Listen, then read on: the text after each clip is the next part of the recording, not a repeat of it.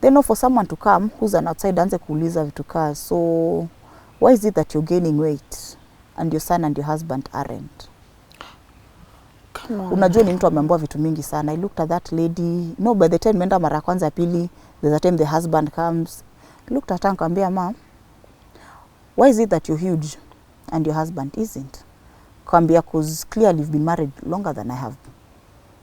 Mwili naona umebarikiwa, but bwanako is petite. And that time they come now calling audacity. What has happened to him? People are demanding for answers. This other time there's a character here who's telling you vile. Unajua sasa that's the time hata DC anakuja si ametuma polisi. Him is in Kajiado town for another assignment.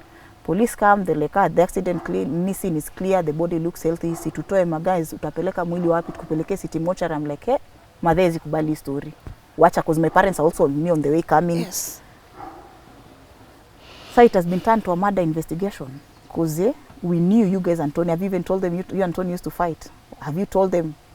Sasa unajua kakarata kameingiza hapa, sasa imekuwa it's a full blown murder investigation now. The DC has to come. Lini nilikaa na maiti kwa nyumba over 6 hours. No, imagine sasa nimefika morgue. I'm here. Watu wamekuja. People are condoling with you. You know the family imeenda, now my family are here. His friends are here. Kumbe is a tactic to get back at me because nimeenda nimeitisha mwili. That's the time when they are ringing wanakumbuka na bedhe hii ile mwili. Tuliambiwa isipeanwe. Sasa dema amekuja na mbea naomba kuona kando na mzafu. Is there anything, is there a problem? And you know, we've been told you're not permitted to view the body. I'm like, but I'm the wife. My parents are the one who brought him here. Like, I've just spoken to the, you know, and I'm you know, those are the instructions. Nifika kwa ofisi, yani Shebezi just looking at me, mkono iko kwa kichwa.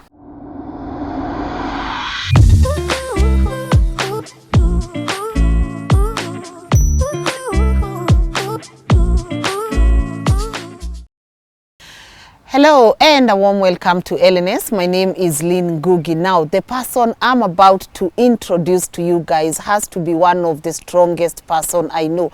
Even personally, when I was going through her story, I was like, this is just too much to handle for one person. But then when you get to see the love that she has for her son and all the things that she has encountered, you get to tell yourself, man, no matter what I'm going through in life, I can also do something about it, or I can come out of it. But before I let her introduce herself, allow me to say thank you to our amazing partners at Optiven for sponsoring this episode. And as always, guys, you can check out the great properties they have at the Oasis in Nanyuki, and you can call them through this number or directly call Faith through this number.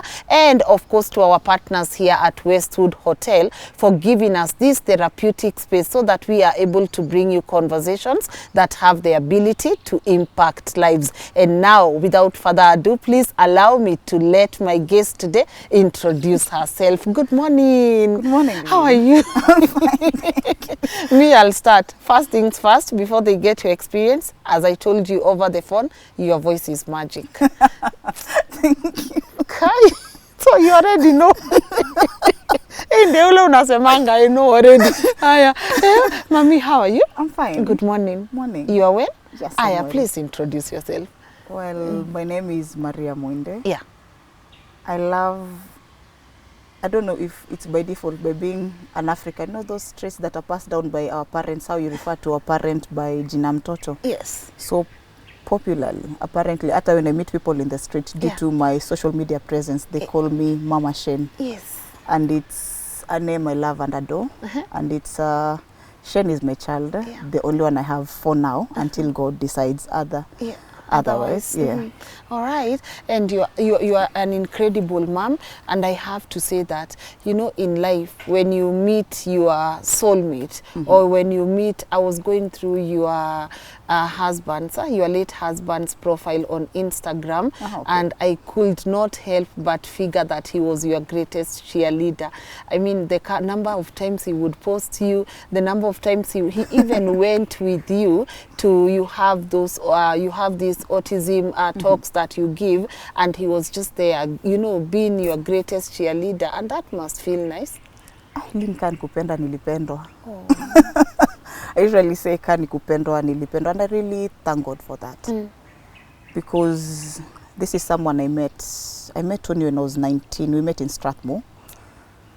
And I imagine he died when I was 29. A month and change to his 29th birthday. So for a whole decade, it's the only guy I ever knew. And the irony is, him being a national team player, rugby player, there's a very bad perceptions of athletes, especially sportsmen outside in the country, especially with our mothers' age groups, because of things maybe they grew up seeing. But Tony was quite the contrast. Hata his friends used to tell him, hey, Buddha, kuna vitu kwa tonange ukifanya, lakini yule mtu uko naye anakaa kidogo, you know, he's very calm. So they used to say I'm the cheeky one. Yeah. And he was very quiet, banter to live for. He was an amazing guy. A very calm soul, gentle, a love of life as well. Yeah. Life of the party, and an amazing father to his son. Yeah. Like when it came to him being the father of my child, Lina po sikugambulia atagoda kuniangusha. I usually say Shane had the shortest time with his dad, because you see Tony died 3 days to Shane's 4th birthday. But now imagine for that very short duration of time, he gave it his all. And I believe maybe, because I'm not quite sure how, if he still remembers the intricate details of his fathers, but I usually say I'm the one who will carry on that story. And the best thing about it is not just ile matanga unaanza kuongelea mtu vizuri juu ameenda. When I talk highly of Tony, it's because he was a deserving father. It is who he was, and it was known. Alikuwa anamuita Mr. Shane. And he took pride in being his father. If you had a problem, hiyo nayo ni yako, sio yake. GK. That was him. Yeah. You have a problem with him being a young father, hiyo nayo ni yako. He'll tell you, this is a choice I made. This child never chose to be born into this family. We chose him. This, you see, these are decisions we made, like two consenting adults. Even the decision to keep that child was on us. So when the baby came, regardless of what came afterwards, we owe it to the child to give him that good life, to give him a decent home, and to give him unconditional love. My audience are dying. They are like, Lynn, leo umeongea sana before you take us through the story. So kabla wanikujie hapa, take us through the story, Mami. Growing up, meeting Tony, losing him, getting this amazing baby, Shane, and dealing with all these, you know, negative comments, and where we are right now. Well, I grew up from a very decent family. Yeah. I'm the kind of a child, we usually have this internal jokes with my brothers, hata wakikuja, at least wamekuja wameanza kunusia ka soft life. Si tulianza ile, unajua that plot 10 kind of life when your parents are still figuring things out. And at that time when they're figuring things out, Lini tungeka plot 10, but napelekwa Consolata, Mombasa. That was my dad for me. Those were my parents for me. Tuko Mombasa with my dad, mama ko shule Nairobi. She's chasing her dreams. That's the kind of a man, the kind of a home I grew up in. A man who empowered his woman. A man who never had that, unajua that kafia, that if I empower her, atafura kichwa, she'll disrespect me. No. So I've watched my dad, he died with his degree. But my mom got to the highest level she could get at the time. Then I've had that as a child. I get to campus. Unajua nile age now you're starting to see people. Yes. I meet Tony. And at the time, I was sort of kind of seeing someone. Yeah. Unajua Tony from high school, you just met this other guy. Yeah. Then you meet Tony. And Tony was that really good friend of mine. And our circle of friends used to joke, unde mgeza atakuwa. Amza guys aje sasa. So you guys, you were friends first? Yeah, we became friends. Yes. And you know, Lynn, with becoming friends, and we became best of friends. So whatever I was going through with my person, he knew. Whatever is going through with this girl, I knew. And you see, we were very open with each other. Like, unaongea to like, hey, hapa, kidogo tricky. But that was just us. I never saw us dating. Then no, he's very calm and used to be very quiet and used to talk very slowly. So guys would tell me, Tony, by the time aseme wadi ya pili, if you're doing that ka ping pong thing, inaweza gonga, then it comes back, ndi aseme ya pili. So Rodney will ask me, no guys, huwa mnaongea aje? Because I make sense. Na me that time my speech, yes, ni haraka, yeah, tukisonga. Yeah. But some unajua for him, I started calling him my silent voice of reason. Like he just tones you down. And it was just amazing. Yeah. So we started bonding, getting to know each other. Like a flow too. After a while, huku vitu zimeisha, kwingine vitu zimeisha. Yeah. Then nakaa unaangalia, it's like, hey, nakuanga fine hivi. Not the time you start noticing. He's fine. Like, hey, I've never... No, that's the time you say, hey, tall, dark, handsome, thick, handsome. yes. Then he's calm, he's gentle. Like you feel you're going through some, I think near to space, I was going through a phase whereby I needed a lot of calmness because I'd gone through things in my childhood that I was dealing with silently. I know there are certain things you can't tell just about anyone. But when it came to him, Yeah. Ningefunguka, ambia guys, huyu alinifanya hivi. Lakini ni sawa. Haikuwa poa but ni sawa. Then we talk. Yeah, and that's how it grew. Yeah. And the first date where you guys, you went out like, now we are couple, tuende tukakule chipo. Ilikuwa inaitwaje? The Mag. What? Luo. Oh, status. Na ndio mengia Kenya Sevens. Mshahara kwanza 7,500 lin. Yes. I was taken to the Mag. Chocolate fudge cake and Yes. what's it called? Cappuccino. Lakini unajua nile time unacheza safe town usikuje upatane na mzazi kwa street na mwanaume, you're a firstborn, utaambiana aje? So unapita tu hiyo, unajua kwa uptown kwanza umekaza tu fika hapa chini, at least now you can tone down. Yes. Yeah, that was us. Actually that was that's impressive, nimekumbuka. Yeah.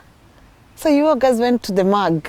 Yeah, it was the dead date ilikuwa the Mag, but when in Strathmore, Yeah. tulikuwa tunaenda kwa inaitwa Jisiwaka. At the basement there used to be quite a joint of food kiosk. Naisha tu dondo zenu story. Yeah. It was very chilled out. It's very spontaneous. Yeah. Zikiamua ni kibanda leo yende. Ni kibanda. So you guys, you are natural. But once both in of a you. while, Yeah. unaambiwa dress up nicely. By the time he's coming to a point of marriage, if he wants to take you somewhere, he'll buy you the outfit and the shoes. I never used to wear skirts. I used to have this insecurity about my body. Ushaona lean mtu anakutoa from a point you're very insecure, especially with your scars. Some of them, you're the one who put them there. But this guy comes, it's like, I like you the way you are. Tuta kuvaa skirt, hiyo ndio nitanunua. And he'll make sure he gets you above the knee and he gets you matching pair of I had good taste. Si ule mtu anakuambia nataka uvae hivi na that is it. For him, if I want you to dress like this, he'll just come with a box of shoes. Unajua that's the time amejua mpaka size, amejua mpaka taste. Yes. Yeah. Was he passionate about rugby? Very, very passionate. I usually say rugby was his essence. Because by the time he was dying, 2 years before his death, we had a scare. So he went to Coptic. We had to do second opinion again. We got him to Kenyatta. Kenyatta is when they run a series of tests. Ndo akapata hata I still have that the ECG result. It read inconclusive. But mtu wangu nani lin. The moment it was clear to play, He went back. 3 weeks he was back. The first couple of games was a bit, you'll notice too, like performance wise, yuko too. But after that, he was back to normal. It was, for him it was a gift. It was God given. And there will never have been a Tony without rugby, because that would have been a very miserable man. And at this period where you guys, you've started dating, munapelekana Mag kwa madondo, are you introducing each other to the family? Does he get to meet your family? Do you get to meet his family? Kwa mwendo unapeleka aje mwanaume? I'm a firstborn. I'm in school. That time I'm in Strathmore. We dated for quite a while, almost 5 years, and then he graduated. Yes. We've just met. For me, that was, hey, you don't try. My parents usually call them the elements, the fire, ice, you name it. You don't try. You do not try. Yes. We soma kwanza, then we'll talk about those other things later on. Yeah. But unajua tu kuna zile relatives wataenda watawispa na kuna mtu Maria kone. So for the longest time, my parents thought Tony ni mubaba, a serious mubaba. Because you know, all of a sudden you start noticing, kasichana kujangi weekend. Na nasikia social media amepost. And you know that time you block all of them. Yes. But social media amepost Na kulingana ile kiatu anasema, There's always that hatukupeana snitch. hiyo pesa. There's always that snitch mwenye ataenda kuambia umeblock watu alafu mtu ameenda hapo. Exactly. But my mom atakwambia the typical African, na Yes. ujue nothing is for free. Then I know you don't get to have those kind of discussions really, but some or two they knew there was someone. So as we've dated, actually 2015 is when we both graduated. So 2015, I remember 2014, December 31st. Sijui nimefanyana nini na madhi, nisharudi Nairobi. Ai, simko shagu, na niko na bei, na bei ako na bed sitter. Ai, na bei amenunua kitanda. Na tunaenda kumlia kitanda mattress mpya. Yes. Ai, mniokote bed sitter mimi. Shenda pale, si najua bei amekuja. He comes. Mmepoa. So that the day we went, mattress shopping ya kwanza, that was a major achievement msee. So after hiyo, usiku tu, mmekaa tu mmepoa. He's like, you know, I'd like you to meet my parents. Naambia buda acha bangi. Alafu, in a family of the remaining 5 kids, alikuwa katikati. So wende utaenda, broko aje pelekana, sizi yako aje pelekana, unataka kupelekana. Wewe ndio umeona unaweza pelekana. Then Bantatoni, you can never recover. Nakwambia si mimi ni mimi. Picks the phone, calls the mom. Ambia mom, mmekuwa mkitaja huyu Maria, mnataka kumuona? Mamake joke anambia si umlete. Aileen sivyo ndio kesho tulikuwa kwa wazazi. Mfika umekaribishwa, umeandaliwa. Unajua utaujiwa here and there. But that is over and done with. Yeah. That is January 1st. Yeah. Anza nikwambia you're next. Naambia budo utangoja graduation.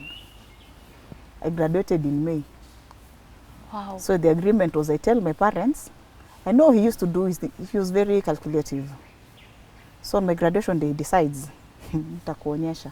By the time my mama anakuja kupatia pesa go buy those to viatu to graduation nini I'm graduating on Friday. On Wednesday jamaa shows up at my parents gate anakugongea. Naambia oya. My cousin calls me. Kijana wa mabaga amekuja. He always walked with a backpack. Ananitolea nini dress. Can you see this dress? I have a matching coat. It was Kente one. And if you don't tell your parents who I am, and if you don't introduce me, I'm going to show up with a matching. Naambia aki usijaribu. But at least from school, unajua umeshapata kazi, ushajaza one card. Actually supposed to admit 2 people inside the graduation square. Yeah. Na me being cheeky, I decide, Mr. and Mrs. go join them as one. So they're going to be one. Ukiona watu wawili ni shauri yako. Me, I just know even the Bible said they're now one. Hiyo card imeandika daktari na bibi yake. Then this one, my brother's in high school, then Maseno. My sister ndiye yuko. And you see, it's a graduation, it's the first one in the family ya watoto. So my sister has to be there. And this friend of mine, lakini nitaandikia Tony. Tufike kwa gate, watu wako 4 hapa. Only 2 are supposed to go in. But we are 4. Deal with it. Naambia soja, this are 1. Even God agreed on that. Iya tutengani. Naambia na huyu.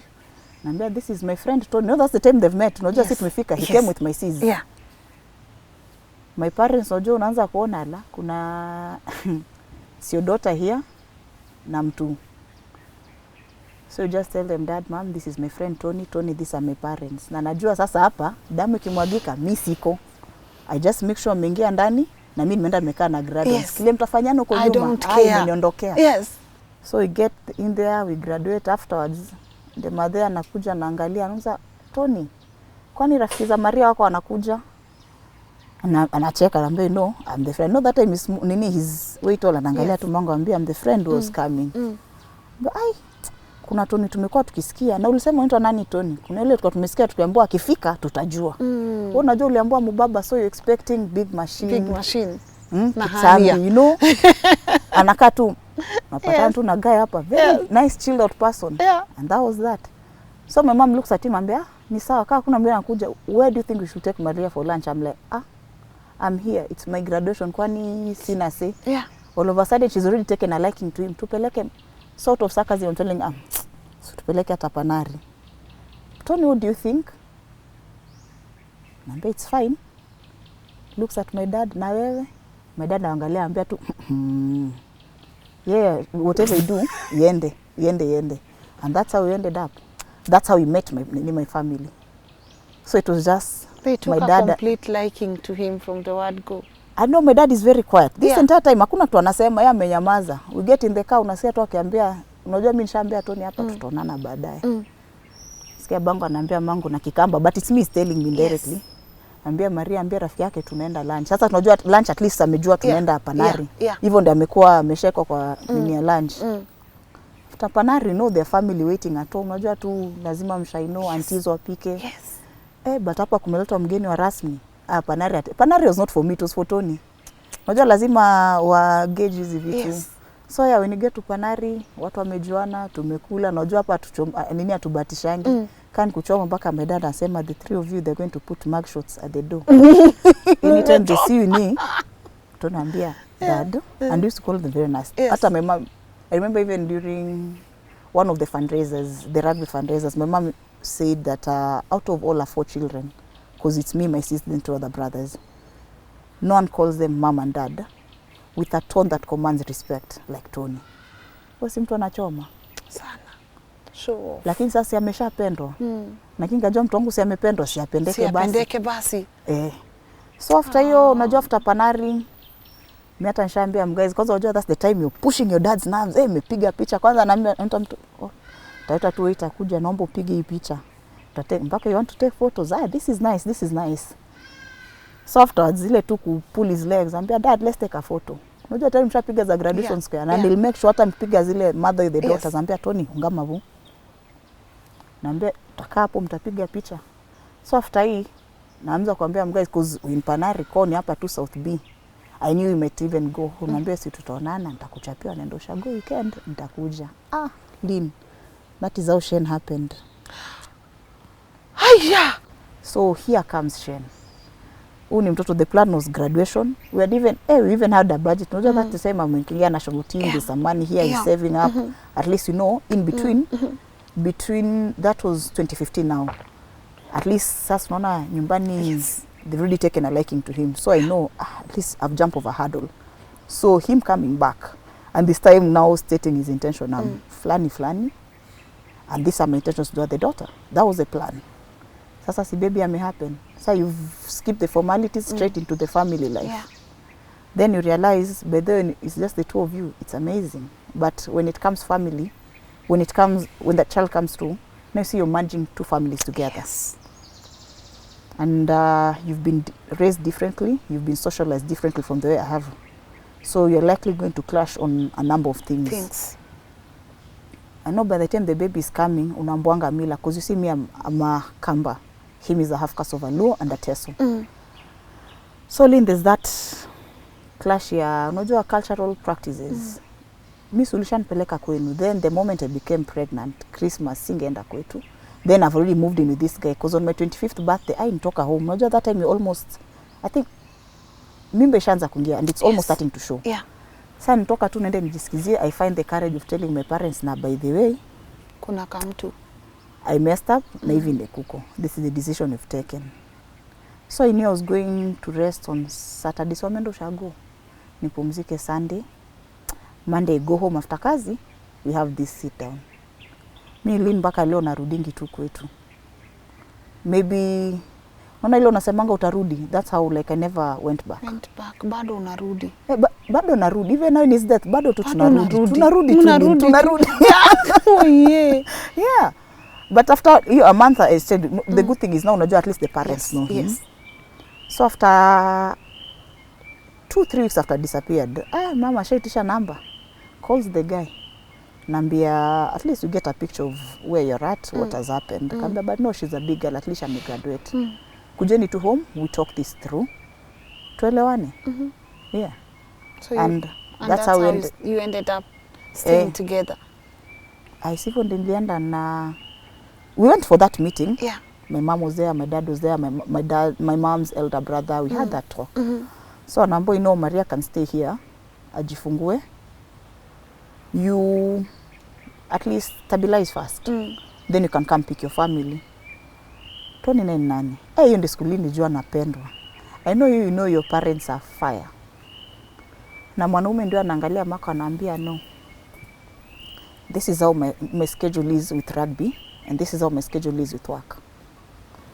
If Maria is to come stay here, I'll not be seeing her as much as I want to see. my family. Kawambia mali nitakaa ndio atakaa. Whatever I'll eat is what they'll eat. We stay together. Kawambia mom, we got into this together, so sai sitawaacha. So, and that's how we started living. Prepared for the baby, baby came. Yeah. Najua ito to frictions tunaanza because of the difference. Najua tu at first kitu inafanyika, then I know even before the baby came, I remember during 2015 Christmas. Now I'm at their place. And I'm asking the father, I know you're coming from a different community. Is there anything you do prior to a child's arrival as per your culture? Yeah, nakwambia they went to school, so they no longer do those practices. But you're feeling lean, sijapatiwa the nini. So I turned to the mom.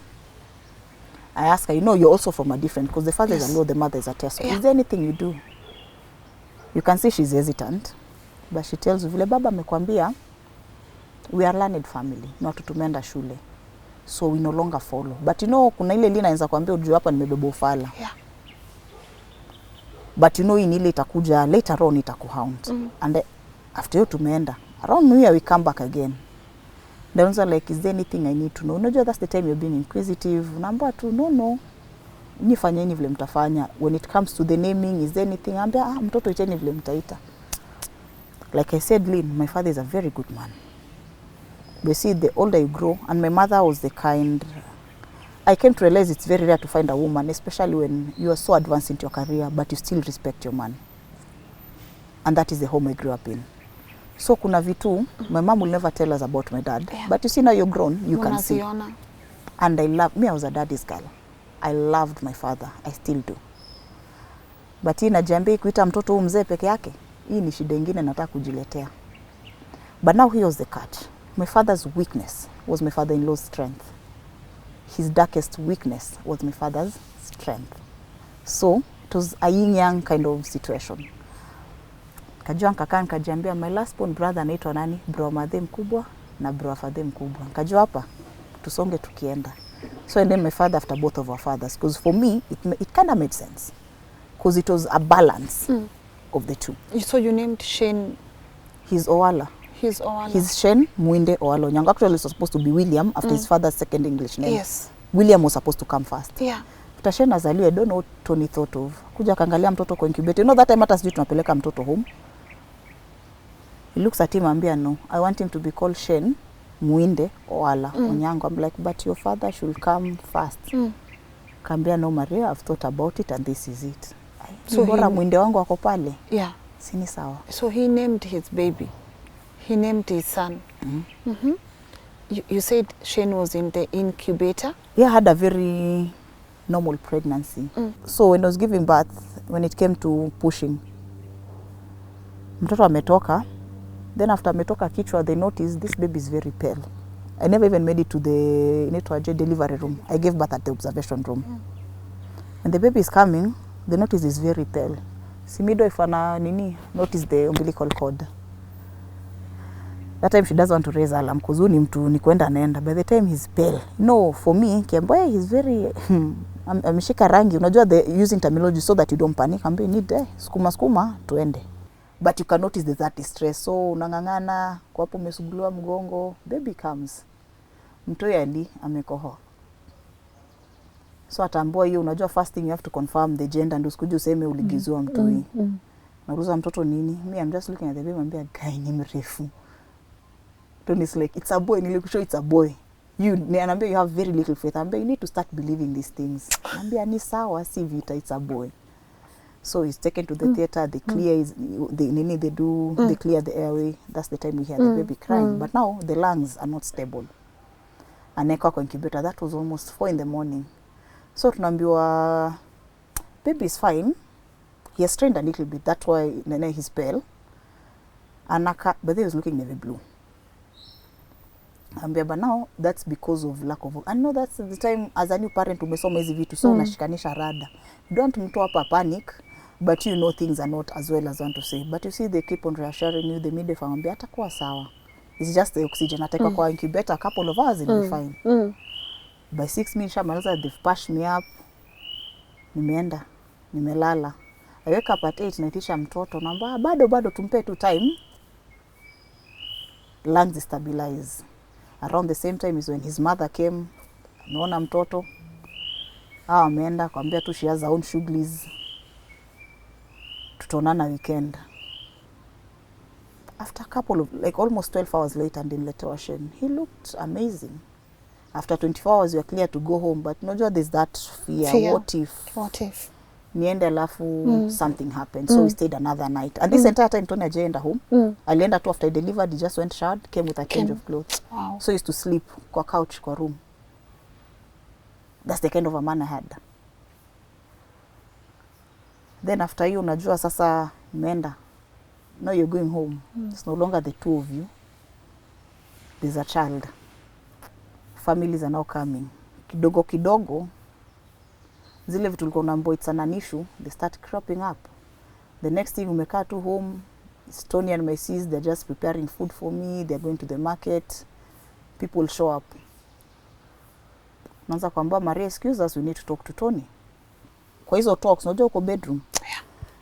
What they don't know is bedroom umeka mtoto kwa kitanda umekalia umelalia sa ukute, you want to listen, you're dropping. Then the kind of things they're talking about, I'm thinking, if you had a problem, I asked you before. I remember even my mama kuja hospitali kushika mtoi. There's a time the mother came. Kamuuliza, unajua we are from different. And you know this is the first time the mothers are meeting. Kamuuliza, is there anything you do? Ambia, sisi atufuatangi hizo. Then you're here a week later, go kwa nyumba. And you've come, I remember, the irony was she came with Tony's elder brother and his friend. This is someone who doesn't have a family. Amekuja. Unajua sasa Tony amekalishwa na ndugu yake mkubwa na rafiki ya ndugu mkubwa. Kwamua maono yako na Optiven. Get a piece of land at the Great Oasis Gardens Nanyuki. Deposit or place an installment of 590k on any of Optiven's projects and get an instant 15k cashback. So hiyo time wamekaa, you see they're discussing the things they said were an issue. And when they're discussing these things, Lynn, I'm in the house. None is involving in that communication. Na remember ilikuwa ni tunapitia. It's 2 hours later. They are still having a conversation. Yes, alafu after hiyo ndo naanza kuambiwa aje enda uite Maria. So unaitwa, naanza kuambia kuna vitu machache tumezungumza na Tony, machache 2 hours. Na hii machache atakuelezea tukitoka. Then kauliza if it's something that ilikuwa inanihusu, why wasn't I involved? Ambia hapana atakuweka. Atakuwa nini, he'll bring you up to speed. Kaambia tu ni sawa. That's the time, you know, one, it's very disrespectful. No, you really get that feeling that as much as you think hapa ni kwako, by the nyumba nikaa ina mwenyewe, wewe ni mpita njia. Because by the time someone can come, Yeah. Wendo umekalishwa bedroom hiyo time yote, and you see, you're nursing Lynn. And that's how I started slipping into postpartum depression. I became very bitter, very resentful. So after ameenda nauza Tony WhatsApp, amewe kanyagia story. Naambia Tony, story ya kanyagiwa, si story last over 2 hours without me being involved, but you're calling me afterwards. That was on a Sunday. Monday, nothing. Tuesday, nothing. Wednesday, amepigiwa simu ashiki, si yako training. Nitapigiwa simu nzwe na mliamuaje. Alikuelezea, naambia I have no clue what you're talking about. Kaambia, so this is the resolve we came to. Nikaambia, na me, before I made these decisions, I included you people. And you said, when it comes to naming, It's how we're an going to issue. live, it's an issue. So they had a problem with the naming. Yes. Unambo mtoto atolewe jina. Keep in mind this entire time, when Tony came to my parents' place, ile saa alikuja akapigiwa after nimetoka home. Si aliambiwa sasa tumeenda sawa kalishani ile. Now what are your plans? Baby is coming. Yeah. My parents only had one request. And my uncle told him, Tony, ukifika nyumbani, ambia mako, apigie Mama Maria, amwambie ni wewe uko na msichana wake. Then tell your father to call Baba Maria, amwambie ni wewe uko na msichana wake. Si kijana ashapatiwa msichana. Hakuna mtu alipinga. No one ever bothered calling Lynn. And you hear, tayari imagine, unajua, there are those little things. If something as simple as a phone call, no one can follow through. Unajua, for you, ulianza tu kujijoinia dots mapema. Unajua tu this red flag. Unajua hapa kuna vitu toka tunasumbuana. So when these things started cropping up, you know, this is it. So I had to stand by my decision. Then, that's the time ushaambiana mpaka nyumbani. Mtoto alikuja, mtoto anaitwa hivi. Then hata mtoto tukiambiana jina, my mother was there, she asked you if you have a problem, if you have, you said no. Na mangu akwambia you aware mtoto ameitwa nani, you said yes. So after mama ameenda, why do you call us children? Then watuita watoto na watoto wengine wakuja tukalishe. Tunaongea nini? I know. So that's how it started.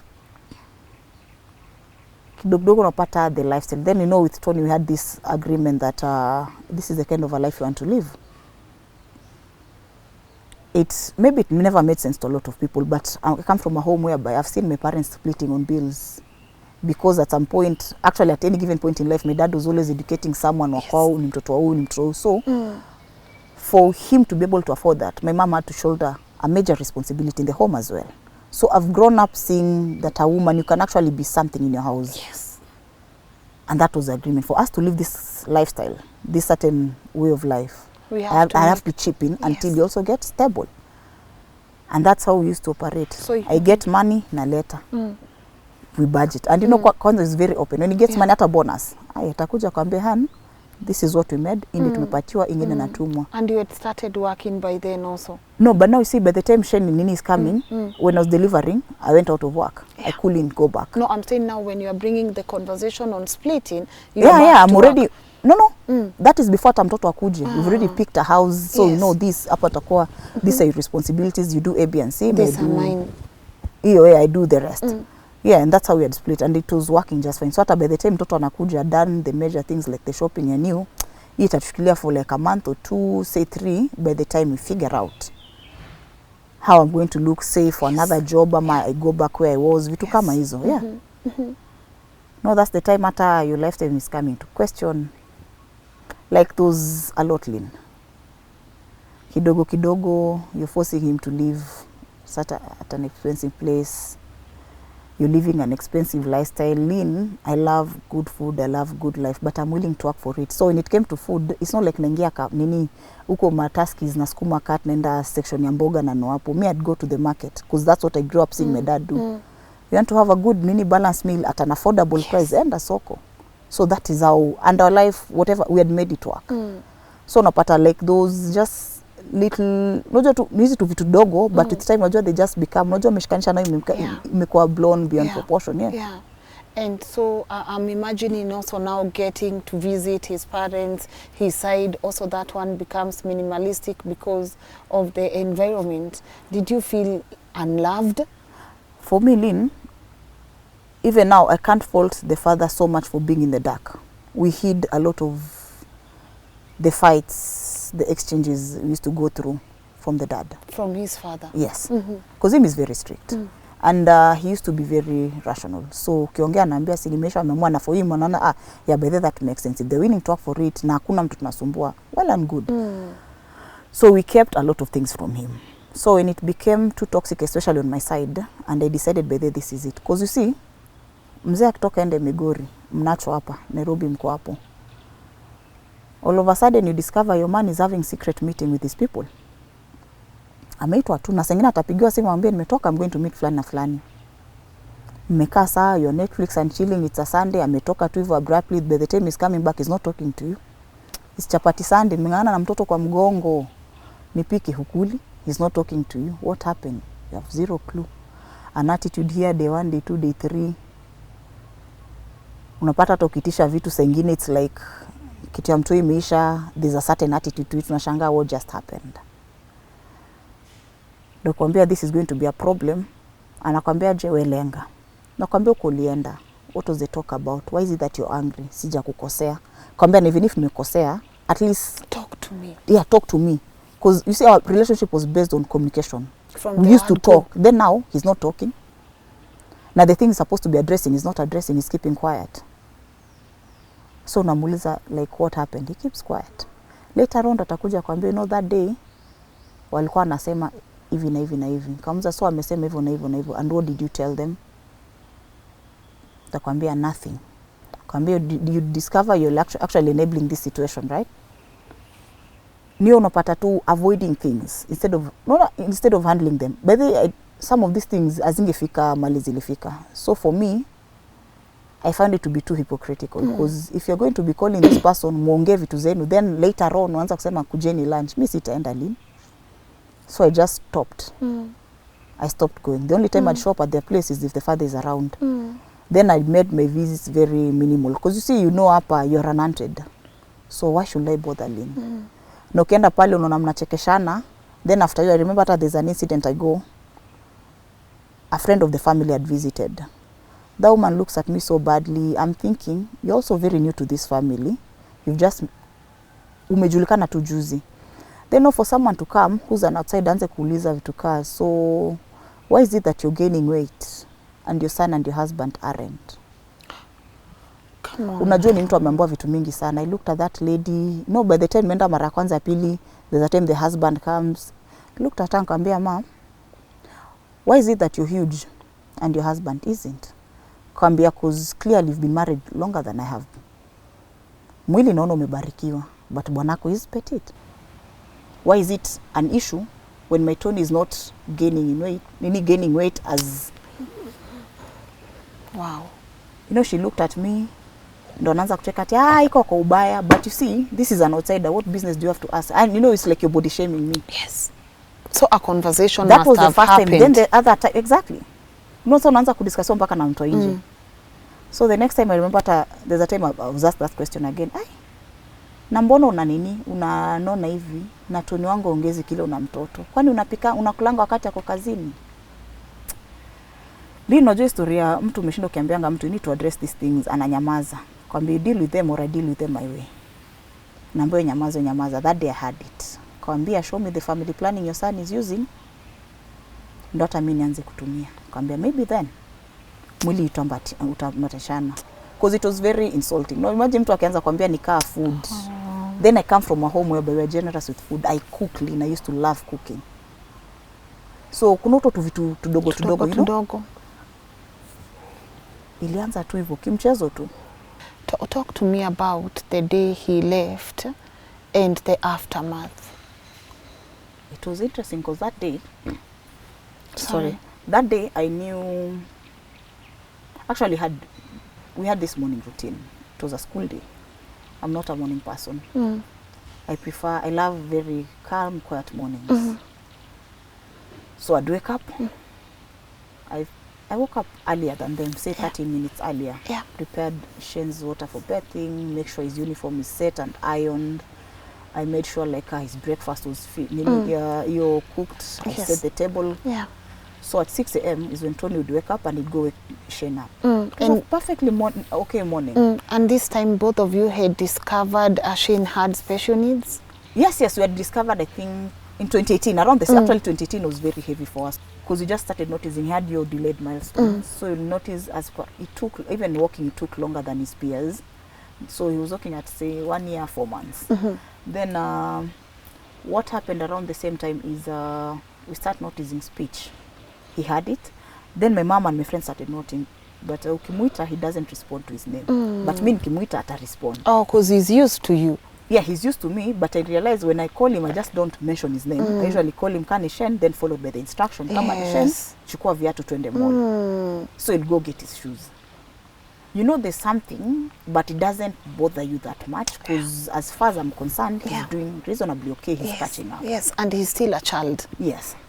So that's the time we decide, because he's the only child, wacha tumpeleke play group.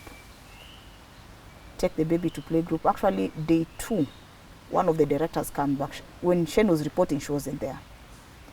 So the director comes back. Then the office, Shane is just, ameingia curiosity, it's a new space, Mona toys, he's playing with it. A notebook fell down. He didn't get startled. You just the two of you in the office. Then kitu kianguka, the normal response. Reaction. You get, you get startled. Yes. Shane didn't. So she's like, this is off. She picks the book, repeatedly bangs it on the table, and every time she makes it louder than the previous time. Shane ako tu zake. So for her, I was like, that was the first red flag. So he calls the father, naambia hapa, there seems to be a problem. Kambe, it might not look like something major, but I think we need to get this child assessed by the school's doctor. So they booked an appointment at Gong District. That's when they went to see the doctor. That time I was at work in Eldoret. I remember Tony calling me. They're asking him, kumenda aje? Kambia bana wameniambia he has mild autism. And you could tell just how heavy that was for him. You know, Tony is the kind of a person, he just go quiet. He hardly ever expressed his emotions. But that day I felt it. Imagine you're kilometers away, you're there for work. That time mtu wako ana kazi and no one knows. But you see the beauty of it when he was in sport, at least he was getting some money here and there. You could get by that. We had that arrangement between us. You take care of this, I take care of this. So it was working perfectly for us. I finished work, I came back. After that day, I couldn't even. You're supposed to report to the county statistics officer. Yes. You give back your report. So I just gave out to my supervisor, my paperwork, by the day, something has happened and I need to be home. So I traveled over and I didn't even tell Tony. So nikifika nampigia tu simu. Early in the morning, around 5, nambia nifungulie mlango. He was so happy. Nambia, thank you for coming. You can tell he has even barely slept. So that was our journey to second. Nambia amekwambia hivi. So we start looking around different facilities, second opinion, hoping to get maybe something different, either something. I know at the time we'd already seen the symptoms. So we started the second opinion, at least along the way we ended up at Doctor's Plaza in Kenyatta, met Dr. Omondi. We first went to the ENT. After the ENT, they booked us in for occupational therapy so that he can start sensory integration as we wait for OT, not OT, what's it called? A mental assessment by a child psychiatrist. And that's how a clinical diagnosis began. And Lynn, no matter how prepared you think you are with this information, nothing, you can never be too prepared because it will still break you. And from that point, Dr. Mondi told us something very concrete. And she told us, you see, this is a child who has lost all his speech. Katuambia, don't be in such a hurry to sign him up for speech therapy because you're just going to waste money, because you cannot teach something to someone who has not shown the reception that they're willing to accept this level of information and all. So her advice was signing up to a daycare. So we retained him in school where he was. And that's been our journey. From therapy, we started the sensory integration. We moved occupational, we did. After a while, is when he signed enough for speech therapy, when he started picking bits and pieces of speech. And music therapy along the way. Wow. So now, this day, you guys, you're making, Tony's the one making, he's the early riser. I've prepared everything for him. So he wakes up, he'll wake Shane up. They used to have this amazing bond. So he'll wake up from the bedroom, Lynn, Tony atatoka na sauti yake. Then he'll shout, good morning, Shane, and he'll drag it at the top of his voice. And Shane is anticipating the father. He'll start laughing and covering himself up. So the Tony akuja mfuno. So he shouts, good morning, Shane. They go, nona tu Shane ako hapo tu. The boy is just happy. They came, went through, because we operate with the routine. Through the morning routine, from the breakfast to the toileting. Tony births his child. I even remember akimpeleka bedroom kumvalisha nguo. Shane used to do this thing because he's still in the morning. Na hata kuchomwa na light kwa macho. So he'd close his eyes. Mnaongea tu ana smile hapo. So I remember taking that photo, and I still have that photo in my old phone. You can see the dad's shadow. Lynn, if I knew it was the last morning, it was as simple as turning the camera. At least I captured the dad preparing Shane for school. Like that was their last moment together. And it was just magical. It was very intimate. It's just a father and the son having a good time. They finished. Wameshakula. Yes, atampeleka. After that day, I didn't even feel the need. Sini anampeleka hata kwa gari. It was their thing. Aenda na handover. Because that's the time mimi nimemaliza kazi. At least I used to work. It was a contract, say, for a fortnight. So time ingine nimemaliza. At least now I'm catching up with my sleep. Akimshukisha, I didn't see the need because morning was theirs. Then jioni I take over the routine because I'm the one who's home. Him atakuwa training. So akimpeleka shule, that's the last time Shane saw his father, and it was perfectly okay. He comes back in the house. I serve him breakfast. You talk the kawaida conversation. So how's your day going to be? How's your day? The plans you have for your day. We talked. Then I fell asleep. Unajua fatigue. You've been doing a lot of field work. You're moving around. Mguu pia. So I fell asleep kwa kiti. And like other days, normally he'd wake you up. Ama kiss you goodbye. Anamka, anakisa kwambia, like I'm leaving. So that day, I remember at some point kitan kwa my sleep, I could smell his cologne. Na some point kitan tena, I had him close the door. Unajua ile ni kama mtu amemua hata kusumbua hiyo siku. And you are perfectly okay. Lini kumbe hivyo ndio mtu alikuwa anaenda kienda. So me I knew based on what he had told me, he was going to Sunshine to coach the kids. Along the way, from Sunshine, he ended at KCB for training. He hadn't trained for 3 good weeks because he was coaching kids. And I usually say, even that was also my saving grace. Because if it's not for the detour I took, chances are sahi Lynn either ningekuwa ndani or still fighting a criminal record or something. Kai. Because when he went there, you see, he has not trained for 3 weeks. When you're coaching kids, it's not as intense. He gets in the pitch, he gets those, what are they called? The palpitations. Yes. And he started feeling dizzy. So he walks besides the pitch and anambia to coach, I am feeling dizzy. The coach ambia, do you need to go to the hospital? Because Guru Nanak is just here. Yeah. Kambia hapana. He'll just rest, he'll be fine. Then they start talking. No jam jonana 3 weeks. They catch up. In between Amza, Buddha, you sure you're fine? Yeah. Kambia, hata nileteni chai na chapati. That was his last meal. Actually, it was his favorite snack, chai na chapu. They eat. There's a guy who used to come home with them. He has a car. So they drop the other guys. Yeye ndo wa mwisho anadropiwa kari ni apande matatu uende home. I understand the guy, other than vile alikuwa anamwacha Galleria, this time he decided, let me drop you at Karen Shopping Center. Akapanda matatu akakuja home. Lina usually say if he was 5 minutes late, singejua kule ngetafuta Tony. And I usually say, and I'm very grateful to God, as ironical as it sounds, that he brought him home in time for him to die.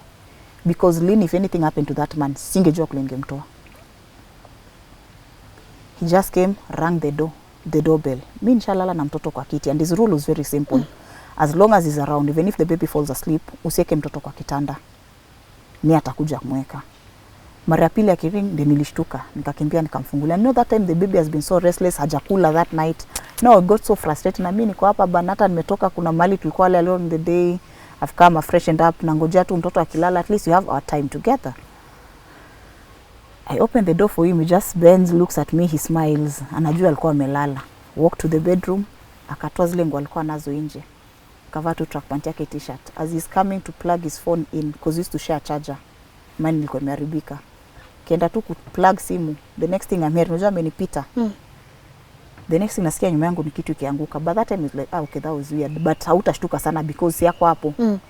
Next, alafu naanza kusikia a sound. A sound coming. It's like growling. The only times I've had, and it's not more than 4 or 5 times, akiwa na nightmares. You know you're turning, Lynn, mguu iko kwa kiti. The knee ishashika iko cushion hapa, ingine at least is standing. Mikono ziko kwa hewa. So I'm looking at this kid, naambia Tony bedhe si fani. Naambia baby kitu si fani. Mbe hana chufala. Si mimi najua ni Frank juu sengine unaweza kufanya kitu hiyo unamkaribia kushtue. Sauti bado inatoka. You like, okay, this is weird. I stand up and go where up to where is. I'm expecting sahi ndiye atanishtua. Ashukushtui. Nothing, Lynn. I go. Naanza kuangalia ulimi ka bado iko. You know, bado is still growling. It was a horrible sound, Lynn. Horrible. I don't even know how I sleep at night. It was horrible. Naangalia, at least I know ulimi iko sawa. His eyes are open, mikono iko kwa hewa. Now I'm starting to talk to him. Naambia naomba tu unisaidie, at least I hold you. Help me support your weight. Nikuweke chini, then I rush, I call Mama Sami, we come, at least we get you help, we get you to the hospital. This has never happened. Kumweka chini, ile mikono ilikuwa imekoma kwa hewa, Lynn, like I just simply said, nashangata zilibaki aje hapa ninio time yote. So I put him down, because of weight, unajua tumeenda naye pole pole. This entire time I'm talking to him. Someone is transitioning, I have zero clue. Nimemwekelea, took the cushion, nikekelea, at least he leans on it. I rush to my neighbor. We come back, ameenda ametana. By the time I'm coming, the husband had just arrived home from work. So as guys are rushing up, ametoka ende komsha the other neighbors. At least they start calling for help, they start calling for the ambulance as we're starting first aid. Lynn took mchezo. Hata ni hao walikuja mpaka when they get there, naambia now we have to clear the space. You know, the irony is I'm trained for first aid. But at that night, Lynn, nilizima kabisa. Unajua the first step you come, I'm telling guys, you know, we need to clear the space, at least if anything, hata kupata seizure, hata jumiza, I clear. Then they start fanning him, I'm telling them, no, whatever you're doing is wrong. Lynn, I turn, I'm like, give me a moment, I think. Whatever you're doing is wrong. I know that's the time people come with your ideas. My neighbor is like, to rub mikono na miguu, at least we make sure the circulation. Around. Around that time, the growling stops. He breathes so heavily. I usually say it's like a truck. Ikikuja tu to a sudden stop. Kuna hiyo tu sauti inakuja. That was it. We didn't know. Tumeendelea mikono. I were very determined. I usually say, hey, my neighbors, we tried. Lynn, we tried. Tumerub mikono, nothing. After a while, mkono ikasonga. Guys are like, hata mguu imesonga. Now we're getting excited. I see the first heartbeat. I'm like, my guys amerudi. So unajua na bend, nimeenda nimesikiza hata I feel the heartbeat.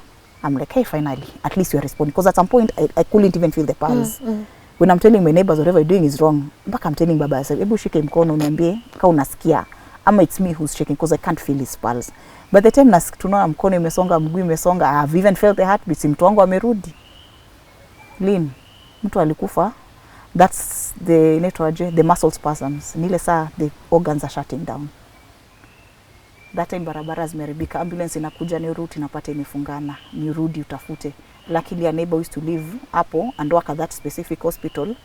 She just moved closer to the road. Now they had to go back to the main road, pick her, aoneshe shortcut wakuje. By the time wanafika, he was gone. Because hata vile aliingia, remember alikuja akamwangalia kwanza the young one, alishtuka. So I'm wondering, tumwangoje time yote, umeona mtu ako chini and you don't have that sense of urgency. Then umekuja umesimama, where are you kids bana?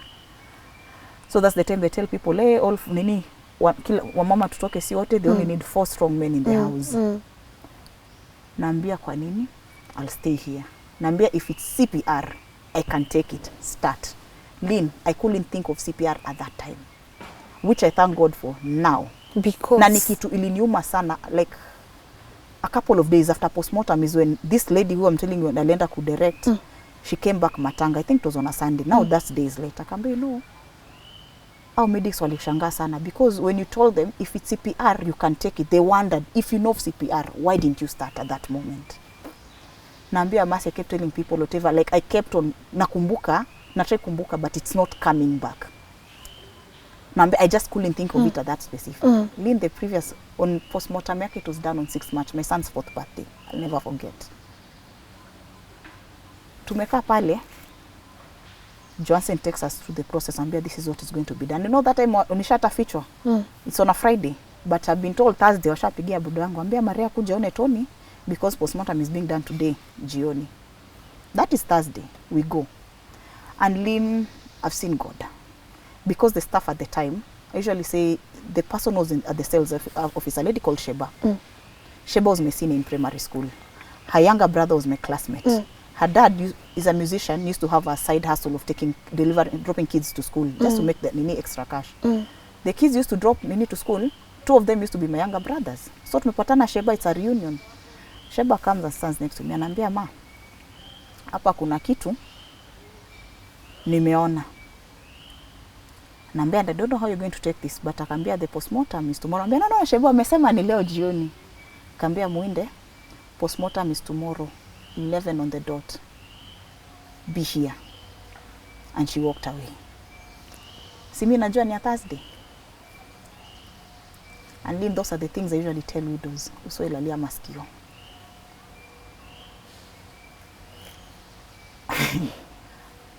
First, you sasa sinajua tuko home.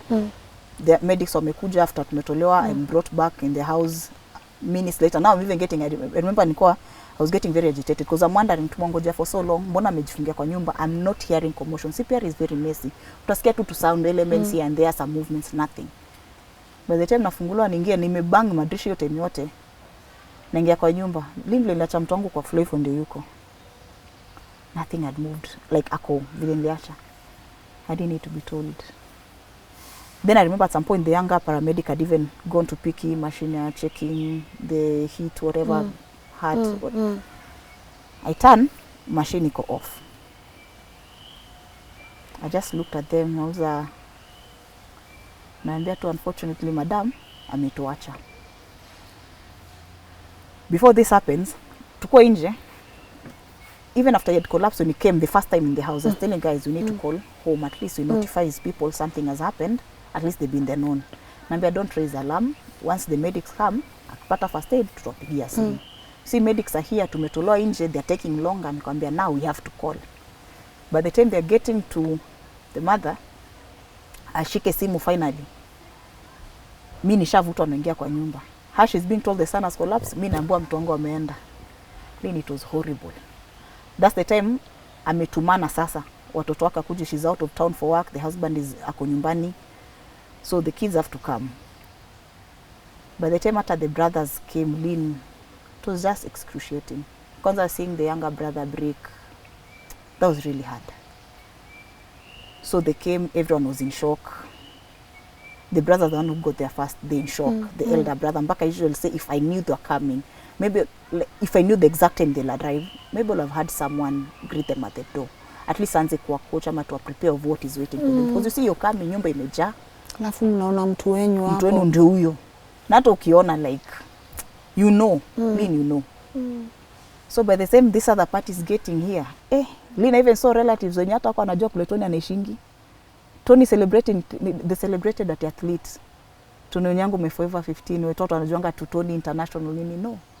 The relatives had never set foot in a home, hata kushika mtoto, but that night they made it there. And that time they come now, calling audacity. What has happened to him? People are demanding for answers. This other time there's a character here who's telling you vile. Unajua sasa that's the time, hata DCI anakuja, si ametuma polisi. Him is in Kajiado town for another assignment. Police come, they like, the accident clean, missing is clear, the body looks healthy. Si tutoe guys, utapeleka mwili wapi, tukupeleke city mortuary. I'm like, hey, madhezi kubali story. Wacha, cause my parents are also me on the way coming. Yes. So it has been turned to a murder investigation. Cause we knew you guys and Tony. Have you even told them you and Tony used to fight? Have you told them? Sasa unajua kakarata kameingiza hapa, sasa imekuwa it's a full blown murder investigation. Now the DC has to come. Lynn ilikaa na maiti kwa nyumba over 6 hours. And Lynn, there's nothing as horrible as umekaa na mtu. It's one thing for them to die, but to see the process of what happens to a body those hours, the first few hours after death. And where is Shane here? Shane had fallen. Unajua nikwambia alikuwa amelala kwa kiti, hata nilikuwa namfunga diaper. Alikuwa ametolewa akapelekwa kwa neighbor. Na Lynn, cause of commotion, I usually say that was another act of God. He never woke up. Even after hizo over 6 hours, amelala kulalala. Hata when I went to pick my baby back, nimrudishe kwa nyumba, he slept. Aliamka following day in the morning. And this is a child who's very sensitive, especially to noise. But that night, like God made it. Because it would have been very traumatic. Imagine how you have, from good morning, then you're talking to someone, he's on the floor, he doesn't even want to greet you back, he's not even hugging you back. How do you explain to a child, you know? But kulikuwa tu na hiyo drama yote, now it's a whole murder investigation, na imekuwa hivi. Eventually the DCI came, kasema body is healthy, body is taken to the morgue. Me that time sitaki kuachilia mtu wangu, even in death ni wangu, nataka nipeleke. My dad looks at me, it's like, no, you need to stay. You know that time you're going through a lot. So the idea was I stay back. Mtoto akiamka, at least I be there. Kanaambia hii mwili tutakufikishia. The elder brother amechukua ile barua imeandikwa, sasa ataenda kuandika ile barua. Now like guys are back, when you enda police station kakuja kuna ile barua to enable us, because you see amekufia kwa nyumba. He's now the state's, the body is the state's property, at least to enable us to move from now my home to the morgue. Lini hiyo ni ya kwanza niliachilia na nikajiambia never again. And this is someone anakuambia Tony utamfikisha tonane kesho asubuhi. That's it's almost 4 in the morning. Kwenda kukaa. Unajua that time umeenda umechukua mtoto umeingiza kwa nyumba kwanza, Lini it was so bad. Nimetoka mbeba mtoto, like that's the first time we felt the weight of that child. And imagine we brought you to this, we moved to this compound in anticipation to your birth. Like we came tukapanda stairs na babako tukikushika tumeleta mtoto home. Then tonight I'm carrying you back to our house. Your father just died. I don't know how I'm even going to break this news to you. I don't even know how you're going to comprehend. It was, afu naenda kufika kwa mlango, zile gambuta amevaa ziko tu hapo. That thing was horrible. I looked at those, I think hata I moved them na mguu. Nikaenda nikeka mtoto alale. Then I'm coming, some of the friends are still near around. I remember one of his teammates was even washing the house. Unajua that time watu wamekanyaga na matope. Like guys are just telling me, just go and sleep. But Lini unaingia kwa kitanda na mtoto unashika. Then unajua umesikia mtu akibreathe ya mwisho. I even developed a phobia for people breathing around me. Ile heavy. No, I can't. Natoka, you're just going to see them and even if I get to that place, like I'm closing my eyes, but guys, what just happened? Kumeenda aje? Because you're from losing, kumekuwa na hii fracas. Mtu ndio ameenda mortuary, you're just there. Then that time, remember, I've told people, hey, na hii story kanyagieni until family, the larger family wakes up to it. Ai, watu unajua tu first guys have already shared it in there. Social media. The next thing, breaking news on all TV stations. Lean, before even internalize like what has happened, phone calls up. People are calling, Mama Shane, what just happened? A very close friend to us and a call, she's crying. Naambia Mama Shane inasikia. Hiyo unajua ameambiwa you switch on the TV niyo. For a whole month, nilizima hiyo kitu na nikasema ngolewe. You know, it's one thing when you're seeing other players wakianikwa, like when a player dies it's on the station, it breaks you lean. Because you know this is someone, maybe you've grown with them, like umwangalia akianza career yao, then someone dies. Then this time it's your person. Alina wezi angalia kitu. Nisema TV zime for a whole month. I couldn't. Then imagine umetoka mochari, simwambia utapelekwa mtoto nani asubuhi. Even I'm on the phone with the bro. Ambia hata si tumefika hapa, ambia hata si Madhal Glande tumemtoa. The agreement was we meet sisi wote. Naambia tumetoa tumpeleka home apumzike kwanza. Naambia wewe uone Tony. Lin, naambia naende kuona Tony, they've barred me from seeing the body. I rushed to this. I've talked to the lady at the reception. Naambia you can call Sheba down at the sales office. Mwambie we are now ready to view Tony. No, imagine sana nimefika morgue. I'm here. Watu wamekuja. People are condoling with you. You know the family imeenda, now my family are here. His friends are here. Kumbe is a tactic to get back at me because nimeenda nimeitisha mwili. That's the time when they are ringing wanakumbuka na bedhe hii ndio ile mwili tuliambiwa isipeanwe. Sasa dema amekuja anambia naomba kuona kando na mzafu. Is there anything, is there a problem? Ambia you know, we've been told you're not permitted to view the body. I'm like, but I'm the wife. My parents are the one who brought him here. Like I've just spoken to the, you know. And I'm you know, those are the instructions. Nifika kwa ofisi, yani Sheba is just looking at me, mkono iko kwa kichwa. Naambia Sheba, like ini. Naambia no, we have given very clear instructions because when this man collapsed, instead of calling the family first, Namboy called my friends who are my neighbors.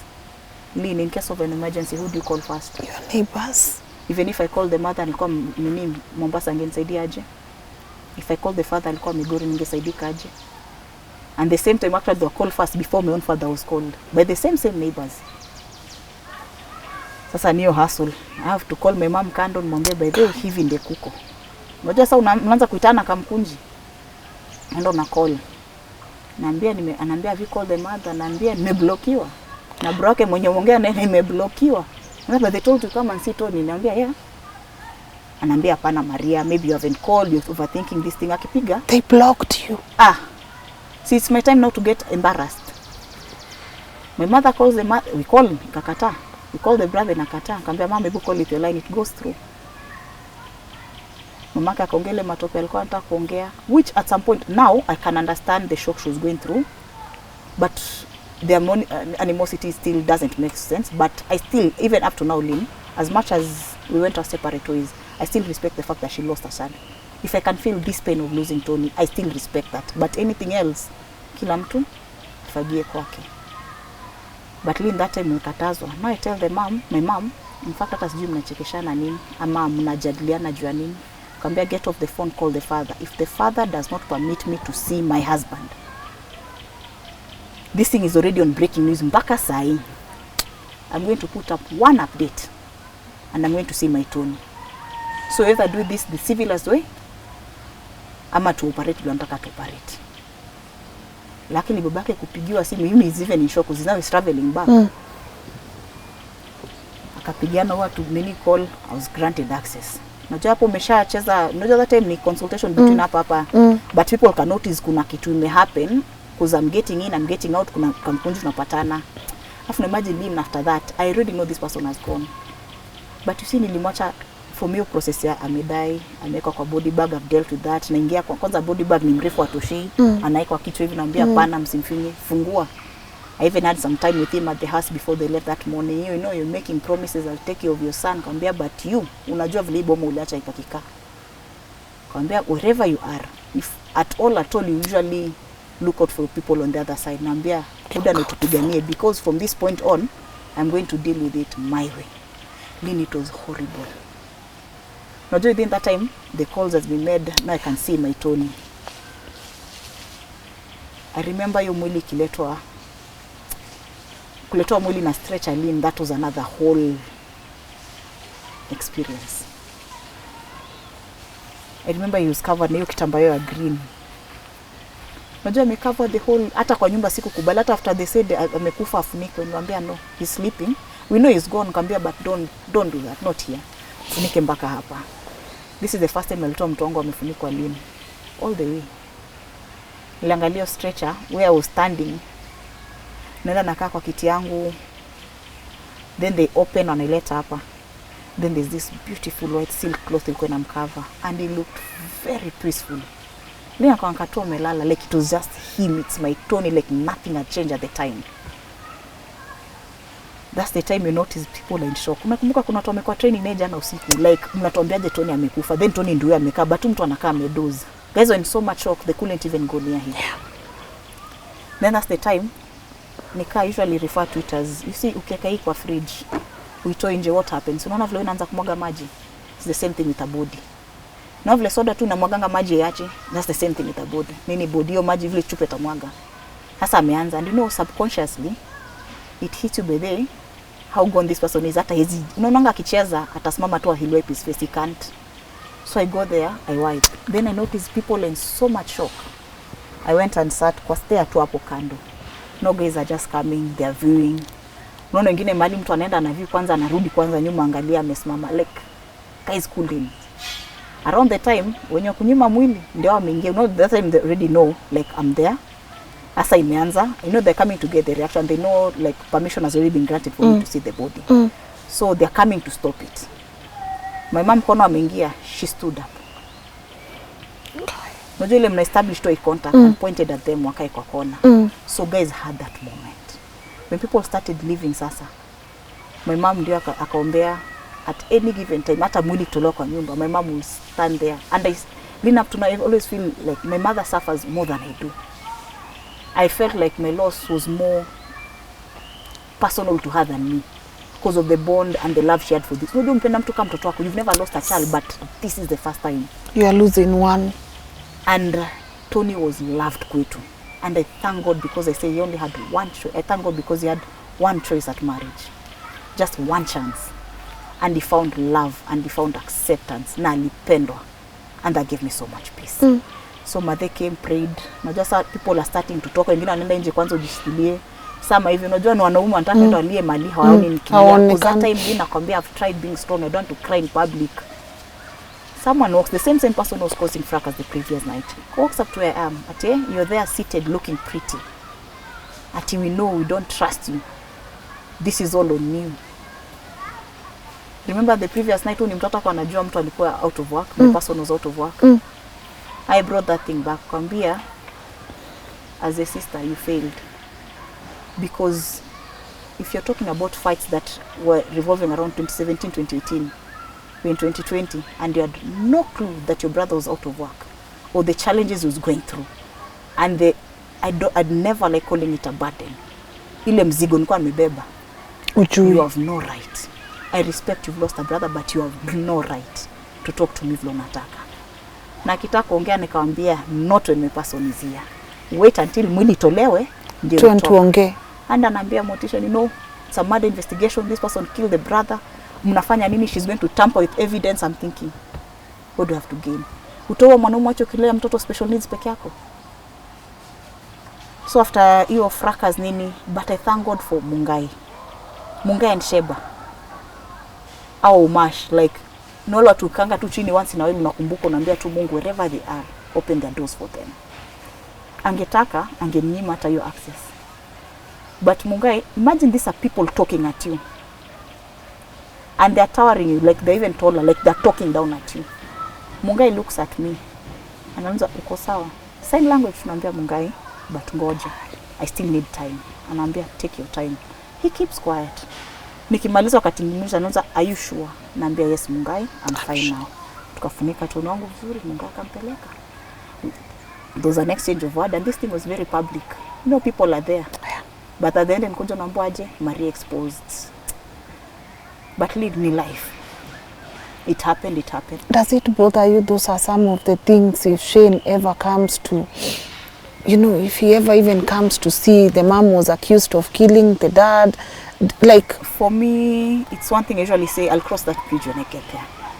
But what I need for my son right now, because you see, even after that, there's a lot of back and forth, even to matter pertaining to insurance, the last expense. Because the next time I'm getting a call from a rugby official from Strathmore University, Nambua, there are documents that are being searched for, Zatoni, Namuza, why? I have everything. And they know the other party is looking for them, because I understand there's money that's supposed to be given to after the person has deceased. That's the last expense. But now it can't get to me because I Lynn. Bako Nambua, you're not a legally wedded wife. Nilirukwa by the way, walikuja wakasema wanijui. ati? Yes. You are not legally married? I'm not legally married. Even Shane si watoni anymore.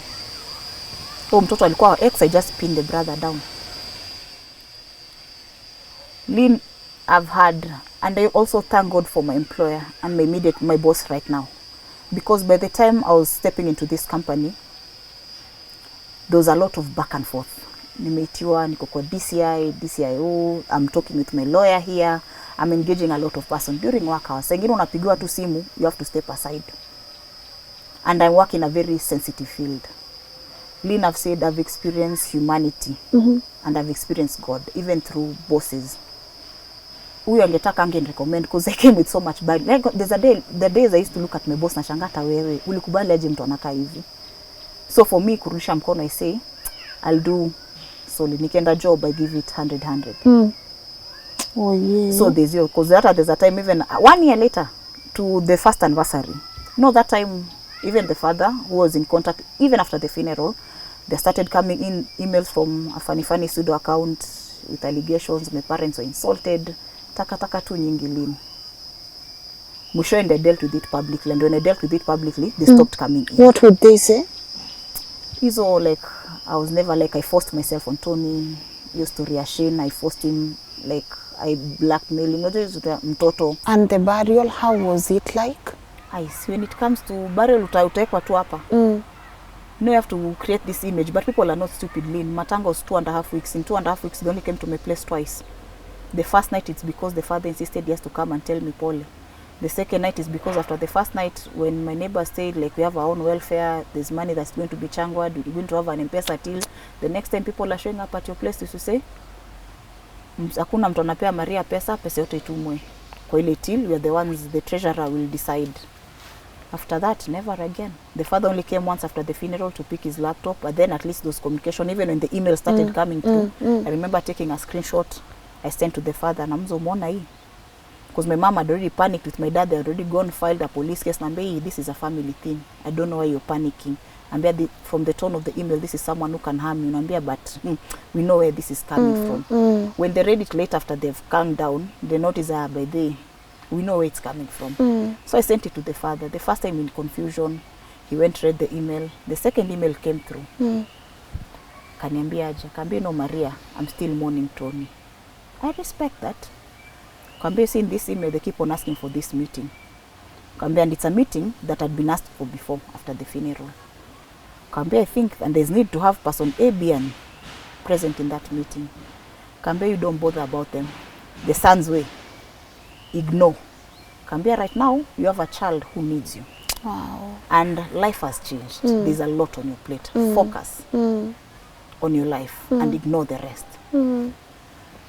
Oh yeah. By the time my dad was coming to there was also drama when the postmortem report came. There was a lot of things that were said negative in at the morgue. But by the time I was getting there, we had dispersed, we had sorted things out. Because that to involve the DCI, had to involve a lawyer. So they were not granted direct access to it. But it's the things that were said there. And it's only the father and the uncle who are there. Hiyo ndio nilita mkutano, nikamwambia sasa ameniambia ni ignore hizi vitu. So I'm going to ignore. And that means cutting my communication with him too. Because normally he'd involve me. Anambia kama kitu ndio kufanyika, this and this is going to happen. This and this. Once in a while he'll check. You know, that's between March and May. Yes. April, April. We talk. But after hiyo, I decided by then ni mtu na Mungu wake. You've decided all you need to do is be there for your son.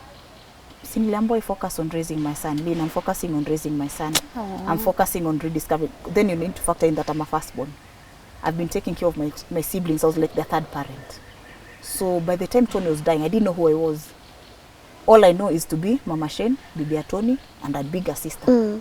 So this is the time. Now imagine, like, I'm not in my early 30s. This is the time you're discovering about this is me. These are the things that I like. These are the things that I don't like. Along the way, I started a group for young widows as well because of the things I saw happening. Because nakumbuka nilikuwa nicheze nikiambiwa postmortem ya Thursday na hiki tu ni Friday. And after postmortem, you're given a burial permit. And this is what a lot of people don't know. The burial permit is the legal document you're going to need to access a death certificate. And in a case whereby in my situation I have a child, Lynn, if today niamue nataka kuvuka boda na mtoto, I'll need consent from the father. How can I prove the father is dead without a death certificate? You can't. And if they get hold of that death certificate, na kumekuwa na hii mvurutano, you are done. What happens? You'll forever be under their mercy. And your life, it will come to a standstill. Because there are things you cannot, even for your children, you can never do. So when I started this support group, my intent was, financially... What's the name? Tumaini na Faraja. Okay. Yeah. So my intent is, offering each other the psychological support. Sengine all you want, you discover that kuna hizo groups where they offer the trainings at businesses, hizo vitu, but we neglect the psychological support. Then there's support groups where utapatana na rika kina mama yetu. But you see, even my mother was widowed after me, 8 months after me. Yeah. And you see, there are certain things we still can't resonate. Because there are things she has achieved, then hata rika mali imefika. The young people, unajua kuna tu vitu we want to talk about that you cannot talk in a group mali kuna rika mwetu. Unajua kuna vitu unaweza kaa mtu anaanza kuambia, even people will ask you like, you're human there, how do you deal with certain things? Utaanzaje kuongea hapo mamako akiwa? Ama you're having a difficult day. You just come to that group, people pour out. So like the day today I'm having this day, mtu anakuambia this is what I did, this is what I did. Luckily along the way I'm able to partner up with another lady who runs her own organization. She linked us up with a lawyer. So when it comes to the legal advice, there's someone to advise them. There's someone to advise them on that. And now, like, looking back, how are you guys? Do they see your son? No. We are not in communication. They've never asked for him? No, it's a phone call I got recently, like, I think it was last year, end of last year. Someone telling me that I've been denying people access. Kambia, my phone number is still the same. The same way you got hold of me. Yes. It's the same way they can get hold of me. Yeah. No one has ever. But you see, Lynn, it got to a certain point. Uko umekuja mpaka the things you put down in writing. Umekana mtoto, you're making it look like my child. You know that, why should I live? Ilifika a point, then I decided then the animosity. If they wanted to be human, the moment I lost, I respect that they also lost, but they should have covered you. Looking now back, do you regret being in a relationship with Tony? Never. Lynn had a good man. I had a good man. But are there things I do differently now? Yes. Kuna red flags. Like now I usually say, once you're widowed, your tolerance of, what's a polite way? I don't want to say BS. We say here. Yes. My tolerance to BS is non-existent. So the red flags, I'll see them. So now I weigh options. You see, it's no longer about me starting a life with a new person. Yes. I already have a life with Shane. If you're not fit for my son, tuanzie hapo kwanza when it comes to Shane, I have no business being with you. If you come from kwanza of familias whereby you anza kusema unajua where I come from, they have reservation towards pointing at special needs. Bakini na reservations. Hata hiyo reservation yako hata usimalizie, me I'm out. We don't. Then, now when it comes to your dating post-loss, you're going to meet interesting people, and that's what I usually tell widows. And don't be too desperate. Lynn, his word is very clear. That is the father to the fatherless and the husband to widows. And I've seen God. I've been in a position whereby my contract was ending. I know you're seated in your office, you're waiting for the door to be opened. You're having that discussion with God. And when I say I have discussion, people think I'm those people who pray in tongues. Not yet. But you see, I usually say my relationship with God is like that relationship between a father and a child. Yeah. And when I talk to God, he listens. You see how I'm talking to you? Hivyo ndo naongeanga na Mungu wangu. Sengine hata unafitanga unapata umemwita guys. Unajiita meeting unakumbuka bedhoni baba yako. Kuwa na heshima kidogo. Kidogo tu. but some will listen. Zambia, God, this is where I'm at. Even this, I found myself taking job offers. Lynn, nikuwa bibi ya Mjaluo, singewezana. Hiyo pesa unataka nichukue alafu. Ai, bibi ya Mjaluo. But no, kwa pale una discover hiyo ka offer ataka italipa rent. This is one thing off the list. Yes. You can do your other businesses from here. So it's been, I call it a game of faith. Umeka kwa nje mlango unaambia God, this child needs school fees. For him to be in a school that accommodates him, you have to spend good money. And in that school, you have to make sure it's a school that has the capacity to handle his needs. So I found this amazing school. Naambia Buda sama limefika mtu wangu. Unajua unaongeanga mpaka sasa hivi unamwita nakwambia hiyo Buda. Yes. Naambia sasa tenda baba, tenda. While you're still waiting for the door, a message comes through. This is a team Tony featured for an invitational tournament twice in his lifetime. Uki-merge the number of times Tony Sokoza alikuwa anaendanga for a week ama week and a half. Say 3 weeks of his lifetime. Then last year they cleared my son's PP2 outside that office. You know, you're having that conversation with God. Naambia sasa contract ndio inaisha. Buda hapa tuna operate aje? You've told me to be still. I am trying. But I need a confirmation before I get in that office. Naambia I've even taken up offers. Hey, bibi ya Mjaluo hapa. Unajua hapo nimeka ego chini, nimeka kila kitu. Sasa hapa ni isonge. And that's how they came through. These are people, and that time they'd lost another player. Yeah. And they remembered they had offered me something, but that was during COVID. Yeah. So we couldn't have that discussion until schools resume. Naambia, you know, we thought about you today. Hey, naambia, so what can we do for you? Is it food? Is it school fees? Wow. Is it rent? Kaambia, hey, maliona kutakuwa na tashwishi when it comes to school na therapy ya mtoto. But anything else, I know God ataniachilia. Na hajainiachilia Lynn. Amen to that. Look, as we wind up, what would you want your son to know about his mother? About his mother? I'll tell him what I usually say about the father. When it came to my Tony, okay, I still call him my Tony. Na itaniletea shida hapo nje. Unajua, no, in the process of kuoga turudi soko, it's just that hatuko sure kama tunataka kuoga na maji moto baridi, hatujamu. Ama lukewarm. Yes. So, but I usually say when it comes to Tony, whatever I could do for him, I did. Whatever I couldn't do, Lynn, I tried. And it's the same thing I want to replicate with Shane. Whatever I can do for him, Lynn, I will do. Whatever I can't do, I'll try. I'm taking up offers I couldn't before. Because this is a boy that has needs. Lynn, kuna siku hata na hiyo mshahara unakanga chini. And I've seen favor and grace, especially in my workplace. Kuna vitu, things that happen, hata mimi sitaraji. Saa ingine you pray, then I've learned how to even pray with figures. It's like, God, I need some A, B, and C at this duration. Utapata tu kakitu kalingia ama kitu kaivana. Yes. Ama saa ingine hata mtu amekaa mahali anakupigia simu akwambia, Mwinde, I was shopping for my child, then I remembered Shane. I know this is not much, but here we go. It's the same amount I've just prayed for. Mimi sinalia tu nikiambia Mungu wangu asante. But when it comes to Shane, there's no in between, and I'll never choose someone else over him. And to you, to yourself? To myself. What would you like Maria to know? Dear Maria. For myself, this is the one time I'm there for myself. I'm in touch with myself. I'm in touch with my needs. I'm in touch with my emotions, especially my mental health. And I keep telling myself, like, loneliness. You know, widowhood is a very solitude life, even if you have this support group. At the end of the night, ile kitanda uko peke yako. But I usually say to feel this, I even started sleeping on Tony's side of the bed so that I don't look at it. Yangu, mtoto anaweza ingia once in a while, but akianza ku breathe funny aniondoke because I'm still dealing with that. But I usually tell myself, you see how I went to Tony because he was my silent voice of reason. Saini sijipate, solitude has taken me back to that place again. Yes. Whereby someone else has to be my silent voice of reason. You need to be your own. Because this is the season I'm learning to trust in God more. Because I've seen his prayers, you know, those conversations, and I've seen that they work. Yeah. Yeah. Thank you so much. People who are watching would like to get in touch with you. A lot of people might not have reached where Grace imekufikisha saa hii. And you know, I always say we live in a nation where when someone dies, it's very unfair for you to point a finger at their spouse because you do not know they are also going through pain.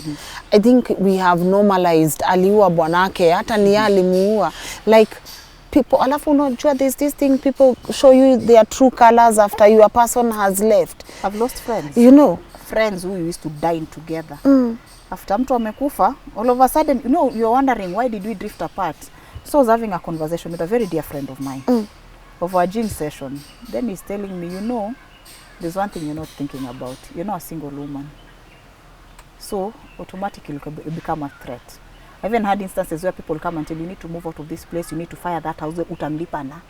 Because their mentality is, unajua vile bwana amekuja, you know, these were the teammates, wamekuja wamekushughulikia during matanga, but now you know someone thinking, yeah, huyu anaweza kuja anze kuingilia finances zetu.